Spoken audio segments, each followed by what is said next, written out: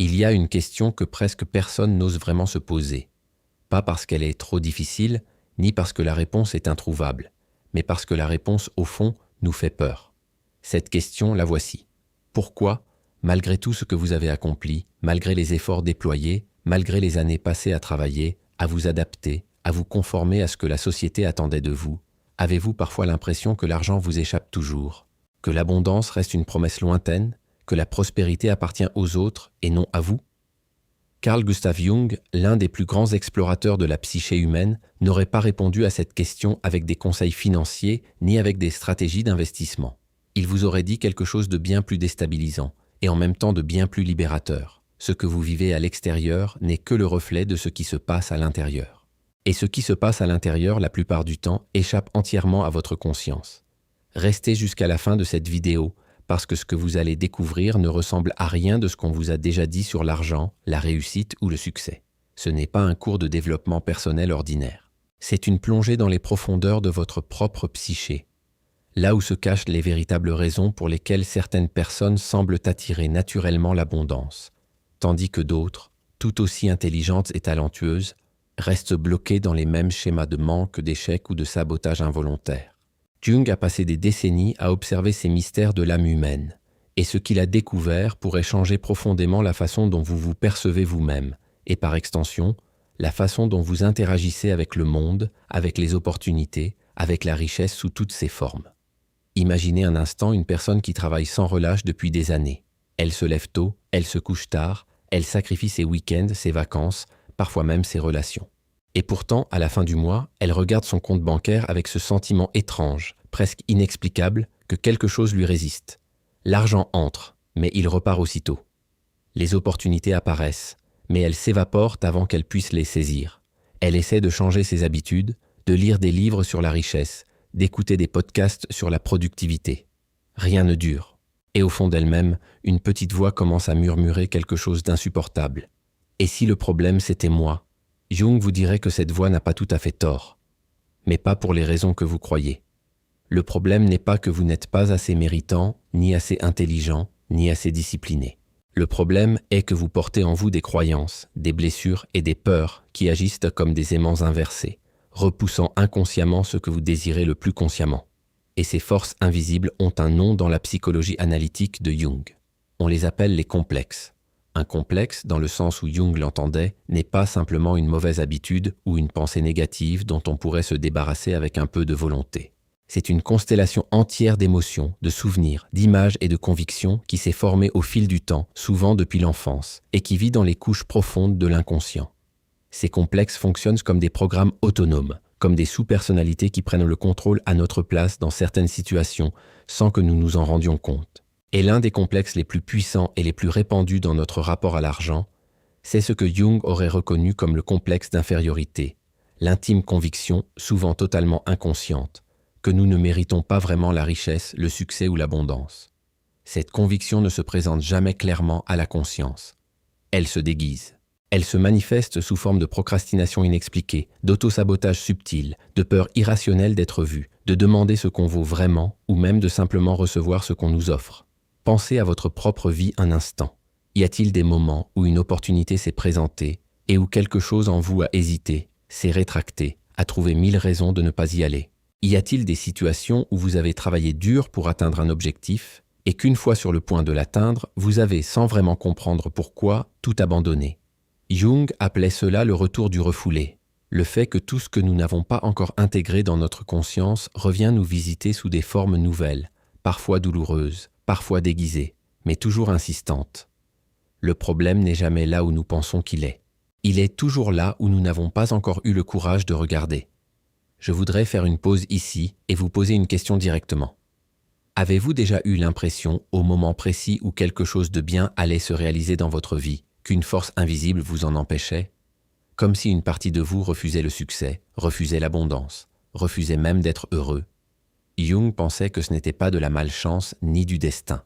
C'était la voix de votre inconscient qui exprimait des peurs et des croyances que vous n'aviez jamais eu la chance d'examiner. Si vous vous reconnaissez dans ces mots, écrivez dans les commentaires. Je suis prêt à aller à l'intérieur. Votre témoignage peut être exactement ce dont quelqu'un d'autre a besoin aujourd'hui pour se sentir moins seul dans ce chemin.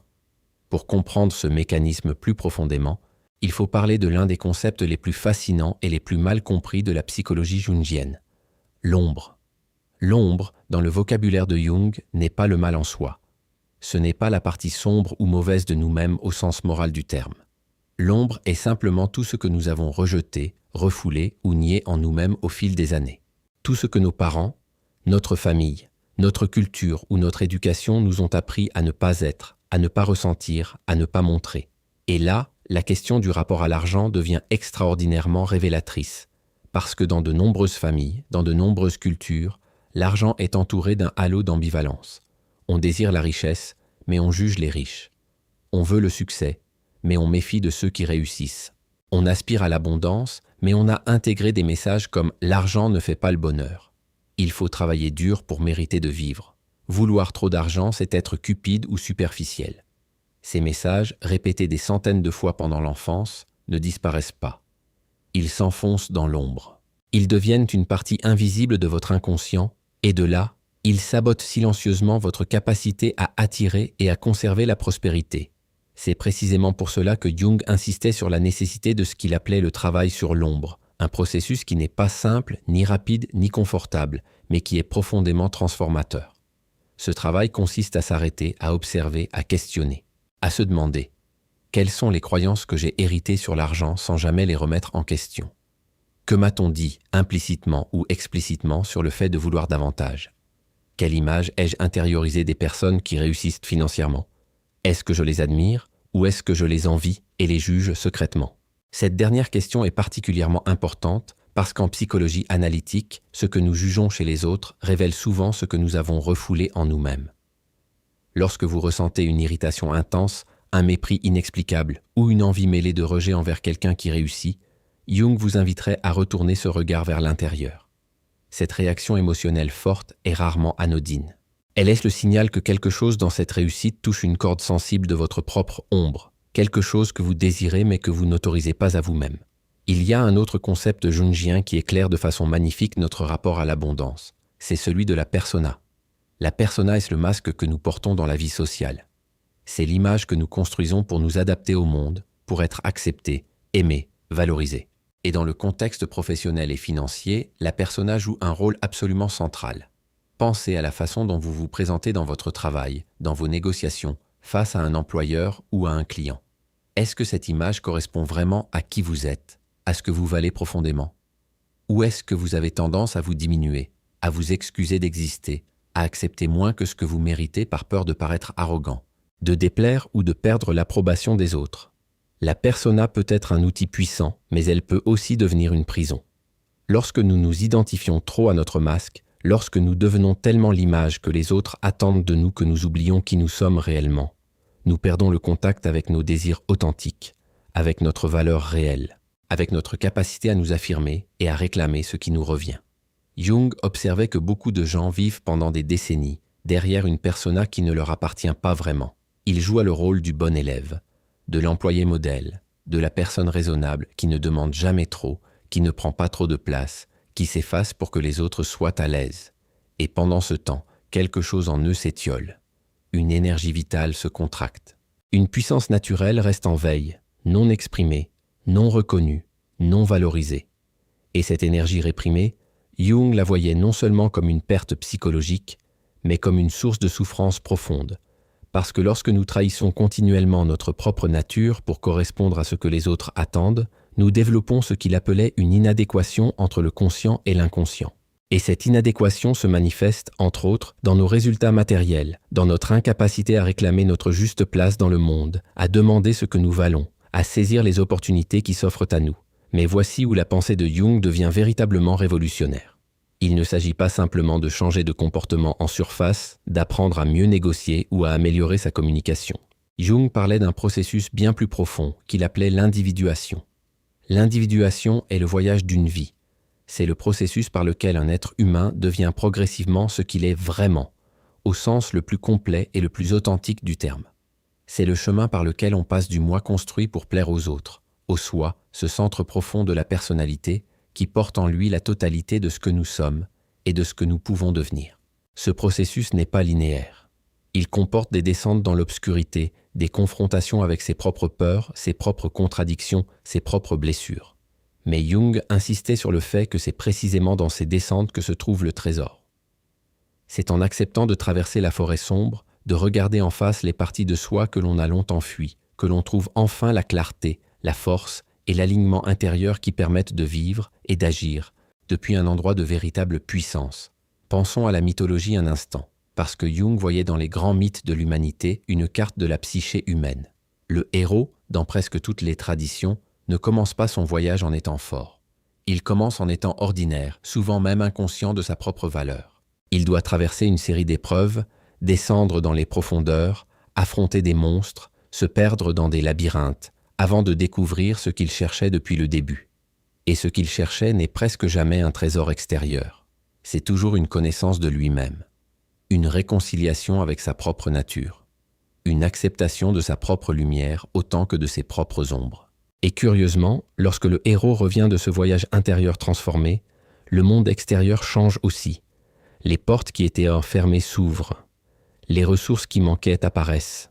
Les connexions qui semblaient impossibles se créent naturellement.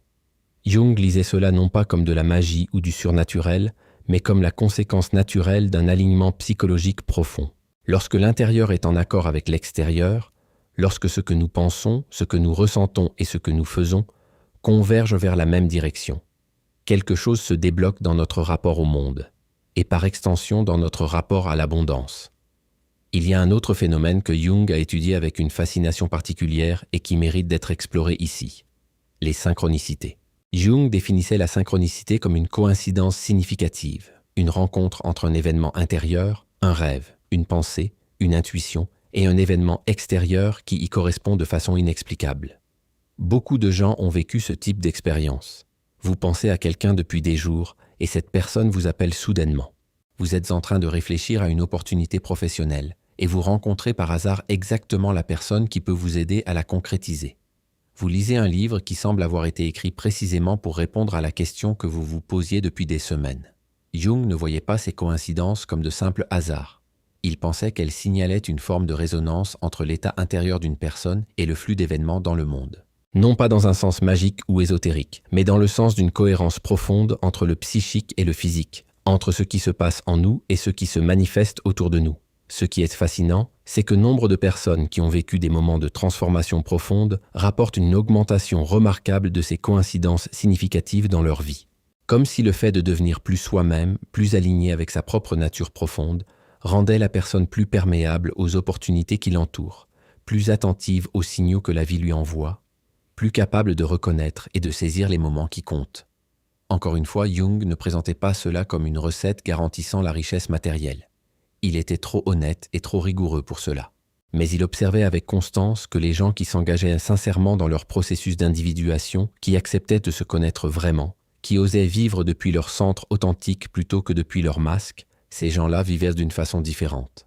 Leur rapport au travail changeait, leur rapport aux autres changeait, et leur rapport à ce qu'ils recevaient de la vie changeait aussi. Parlons maintenant de quelque chose de très concret, parce que toute cette exploration psychologique doit finalement se traduire dans la réalité quotidienne. Comment, concrètement, le travail sur soi-même tel que Jung l'envisageait peut-il changer notre rapport à l'argent et à l'abondance dans la vie de tous les jours? La première invitation que Jung vous ferait est celle de l'observation. Avant de tenter de changer quoi que ce soit, observez. Observez vos réactions émotionnelles face à l'argent. Remarquez le léger serrement de gorge lorsque quelqu'un vous demande votre tarif. Observez l'anxiété qui monte lorsque vous regardez votre compte bancaire. Notez les histoires que vous vous racontez lorsque vous pensez à demander une augmentation, à lancer un projet, à investir en vous-même. Ces réactions ne sont pas des faiblesses. Ce sont des informations précieuses sur l'état de votre inconscient. Ce sont les traces visibles de vos complexes, de votre ombre, de votre persona qui se manifestent dans votre vie matérielle. La deuxième invitation serait celle de la question honnête. Posez-vous cette question avec toute la sincérité dont vous êtes capable. Qui vous a appris à vous comporter ainsi face à l'argent? D'où viennent ces réactions, ces peurs, ces hésitations? Sont-elles vraiment les vôtres ou sont-elles héritées de votre famille, de votre milieu, de votre éducation? Vos parents parlaient-ils d'argent ouvertement ou avec gêne? L'argent était-il une source de tension dans votre foyer? Avez-vous grandi avec l'idée que la richesse était réservée aux autres, à ceux qui avaient de la chance ou des relations? Ces questions ne visent pas à blâmer qui que ce soit. Les parents transmettent ce qu'ils ont eux-mêmes reçu, souvent sans en être conscients. Mais prendre conscience de ces héritages invisibles est le premier pas pour décider en toute liberté ce que vous souhaitez en faire. La troisième invitation est celle du rêve. Jung accordait une importance extraordinaire au rêve comme voie d'accès privilégiée à l'inconscient. Si vous rêvez régulièrement de situations de perte, de vol, de manque, d'être poursuivi, de vous retrouver dans des espaces étroits ou sans issue, ces images ne sont pas anodines pour Jung. Elles ne prédisent pas l'avenir et elles ne doivent surtout pas être interprétées de façon littérale. Mais elles parlent de votre état intérieur. Elles racontent quelque chose sur la façon dont votre inconscient perçoit votre situation, sur les peurs qui vous habitent, sur les croyances qui organisent secrètement votre rapport au monde. Tenir un journal de rêve, prendre le temps d'observer les symboles qui y apparaissent, les émotions qui s'y manifestent, peut devenir un outil de connaissance de soi d'une profondeur surprenante.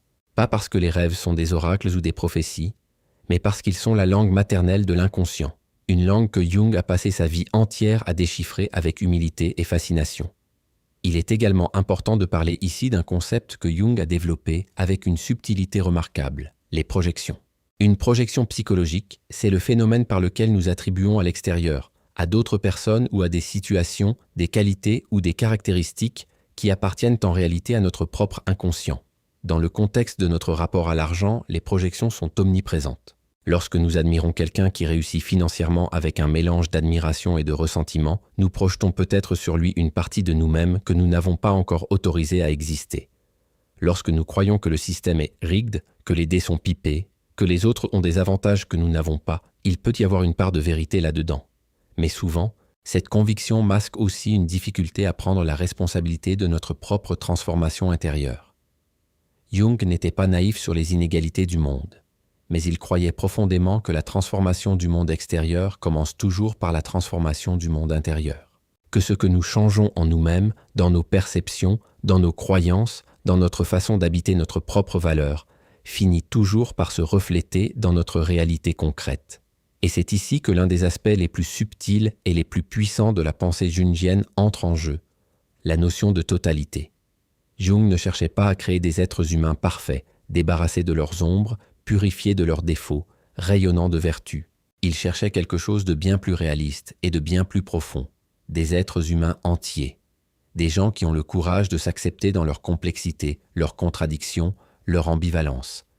Des gens qui ont intégré leur ombre plutôt que de la nier, qui portent leur persona avec conscience plutôt que d'en être les prisonniers, qui sont en dialogue permanent avec leur inconscient plutôt que d'en être les victimes silencieuses. Et cette totalité, cette intégration, ce mouvement vers le soi, Jung l'observait comme la source d'une forme de liberté et de puissance authentique. Non pas la puissance de dominer les autres, mais la puissance d'habiter pleinement sa propre vie, de réclamer sa propre place dans le monde, de recevoir avec gratitude et sans culpabilité ce que la vie peut offrir. Pensez à des moments dans votre vie où vous vous êtes senti vraiment aligné, vraiment en accord avec vous-même. Des moments où vous étiez entier, présent, sans masque, sans performance.